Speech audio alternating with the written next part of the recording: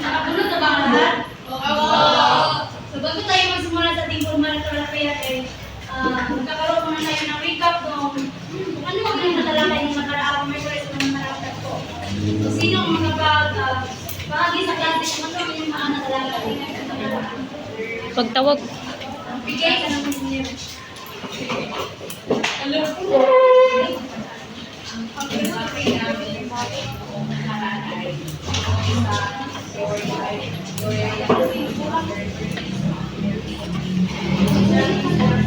So, teorya na talaga yung mga kanso ay ang ibang teorya kama. Ngayon ay magpapatuloy tayo sa mga teoryang pang-political. Ito ay mga teoryang artificial or archetypal sa sismo at deconstruction. So, narito ang layunin ng aming klase. Sa katapusan ng aling ito, 90% ng mga mag-aaral ay inasahan na may isa-isa at karugan ng mga teoryang archetypal, rasismo at deconstruction. Pangalawa ay magagawa ng concept map tungkol sa tatlong teorya at mahinuha ang kalagahan ng tatlong teorya sa larangan ng political. So, ano nga ba ang teoryang archetypal? Maaari niyo bang basahin? Ang teoryang archetypal ay isang teorya ng pangkalitikan na nangailangan ng pagsisikap sa buwan ng akdas sapagkat binibigyan dito ay ang mga simbolong ginagay upang may pabatid ang pinakamensahe ng akda. So, ang teoryang archetypal ay isa itong paraan ng pag-aaral ng politikan na tumitingin sa paulit-ulit na simbolo o ideya na nagmula sa iba't ibang kultura o panahon. So ito, ang simbolong ito ay tinatawag na archetypo. So ang archetypo ay ito ay nagpapakita ng pamunahing ideya ng tao kagaya na lamang ng pag-ibig, kamatayan o spiritualidad. So ang archetypo ay may apat na bahagi. Una ay ang archetypong pantauhan. Maaari mo bang basahin? Archipong pantauhan. Ang mga ugali pag nalarawan mo ay ang kultura ng mga tauhan na maraming gamit para malaman ang sinisimbolismo ng tauhan na ito. So, ang archetypong pantauhan, so ito ay ang mga tauhan ay may kaugalian, pag-uugali o kultura na nagbibigay o nagpapaliwanag ng kanyang ideya. So, halimbawa na lamang ay ang mga bayani. Ang bayani ay isang archetypo na sumusimula sa kanyang kabayanihan, tapak at katapangan. Ang pangalawa naman ay ang archetypong tagpuan. Ito ay ang itsura o kaya ang kalagayan ng kapaligiran na napakaiwating ng psikologikal na hulugan. So ito ay ang lugar o kapaligiran ng psikologikal na kahulugan. So halimbawa na lang ito ay ang kagubatan. So ang kagubatan ay maaari itong papaiwatig ng misteryo o pangalip.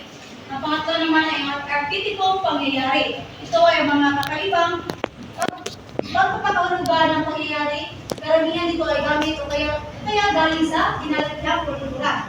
So, ang halimbawa nito ay ang paglalakbay ng isang tao. So, paglalakbay ng isang tao ay maaaring sumisimbolo ito sa kanyang pagbabago o kaya naman sa kanyang sa kanyang pag-unlad o pagbabago. Ang pamuli naman ay ang arkitekong simbolo o bagay. Mga sagisag at mga palaging lumilitaw sa mga teksto ng pandaigdigang kultura na mayroong ibang hulugan depende sa teksto. So, halimbawa nito ay ang tubig. Ang tubig ay maaaring sumisimbolo ito sa kalinisan at buhay.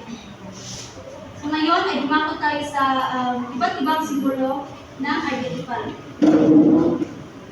Sa mga archetypal simbolo, ang tubig ay isa itong kumakatawan ng ilang ideya tulad ng kawigan ng paggalang, pagsilang, kamatayan, muling pagkabuhay, pagkamaguna at paglago. Ang dagat naman ay ang ina ng buhay, kawigan na espiritual at kawalang hangganan. Ang araw naman ay ito ay kumakatawan sa lughang. Ang araw ay kumakatawan sa enerhiyang malikhain ng batas ng kalikasan. At ang pagsikat ng araw, pagsilang, paglalang at kaliwanagan sa isip. Ang paglubog naman ay ang kamatayan. Ngayon naman ay dumako tayo sa simbolo ng kulay. So,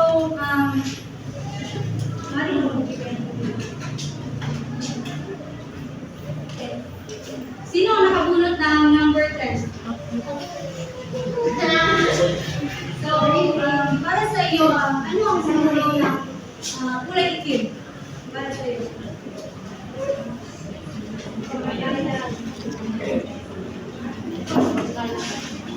Kasamaan, magaling. So, ang itim ay kadiliman, kaduluhan, misteryo, kamatayan. Kaya na sinabi niya. Ang pula naman ay ito ay dugo o sakripisyo ng isang tao, karanasan, silakbo ng kanyang buhay at kayusan o kagandahan. Ang asul ay kapanatagan, tubig, kapayapaan. Ang bilog ay nangungulugan itong kabuuan ng pagkakaisa, kawalang hanggan ng Diyos. Ang bilog ay hugos rin na nag-uugnay sa mga babae. So, ang arkitipong babae may dakilang ina at ang masamang ina. Ang mabuting ina ng daigdig na nagpapahulugan ng pagsilang o proteksyon. Ang masamang ina naman ay pagkukulang o ang pag-aaway ng ang serana. Hindi uugnay sa takot, panganib o ang kamatayan. So, ngayon naman ay dumako tayo sa theory ng classicism or classicism. Hi! Ngayon naman ay dumako tayo sa theory ng classicism.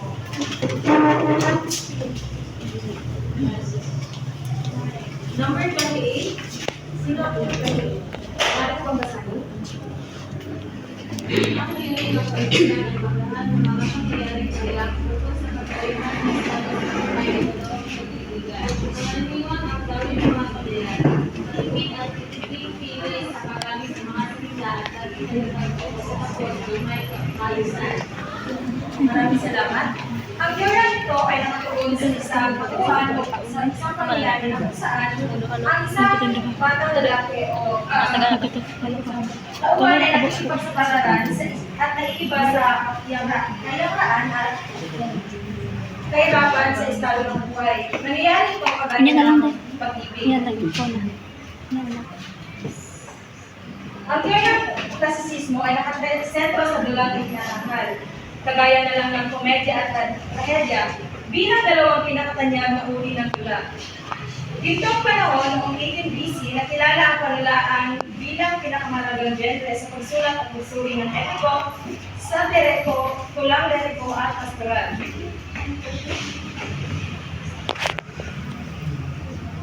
Ano nga ba ang teorya ng klasisismo? Number 11. Para sa iyo, ano nga ba ang teorya ng klasisismo?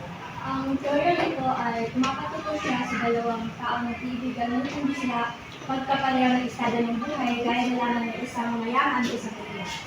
Tama. Tama ang iyong sagot. Ang teoryang klasisismo, sa sining, ang klasisismo ay ang pagkalahatang tumutukoy sa isang mataas na pagkikilala para sa isang panahong klasiko. Lumang klasikong panahon sa kanluraning tradisyon bilang pagtatakda ng mga kapantayan para sa paglasang na nais gayahin ng mga klasisismo.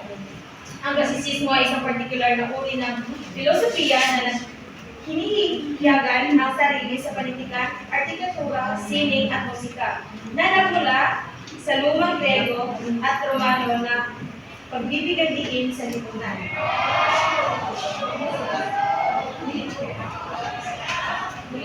Halimbawa nito ay ang hari at reyna. Hari at reyna laban sa pulubi at mangmang. Number 13, maaari na bang magbigay ka ng halimbawa? Number 13. Sino magbigay? Maaari ka bang magbigay ng halimbawa? Nagkaroon ang klasisismo. Pinakamataas na uri at pinakamababa. Kagaya na lang ng hari at reyna laban sa mangmang at pulubi. Ibang halimbawa.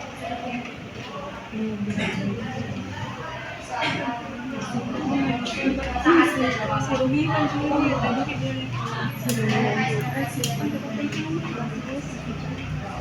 Maaari mo bang magsalita ng Kagaya na lang ang mga halimbawa ng klasisismo ay kagaya na lang ng isang presidente at ang kanyang nasasakupan. Ang mga presidente ay ang mataas na antas ay ang mga nasasakupan ay ang mababang antas. Number 15.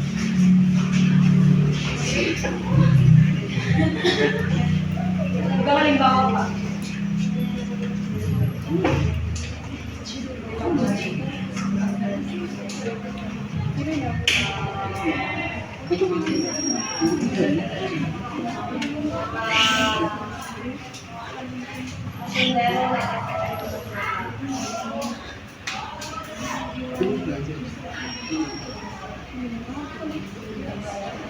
Mga isang presidente laban sa kanyang tao. May isang halimbawa pa dito. Ito ay matalino laban sa mangmang. Lumako naman tayo sa mga katangian ng klasisismo. Number 28. Sino nakakuha ng dati? Ay, si 30.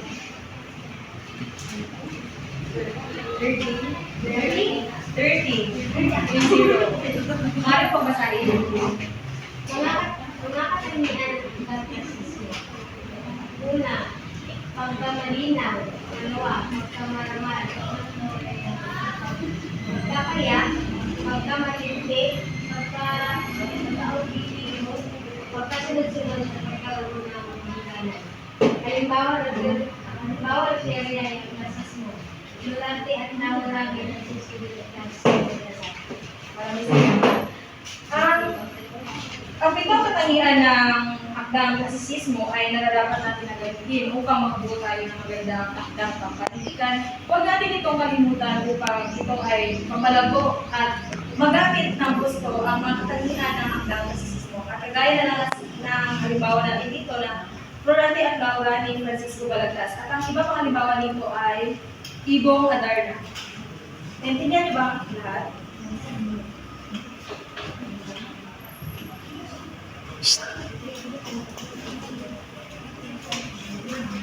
Day, may sina. Hello! Maaari ka kayo, bago ang lahat, maaari ka kayo magbilang mula 1 hanggang 4. Start tayo.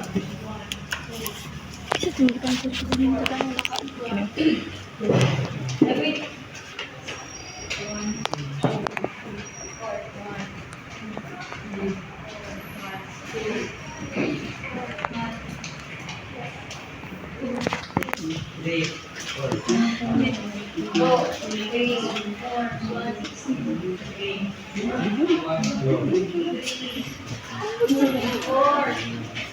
Wait sa... 2, 3, 4. 2.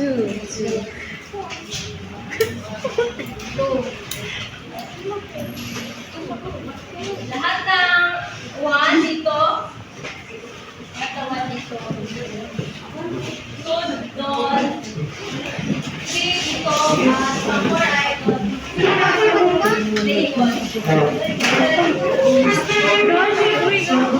Guys, ilan po?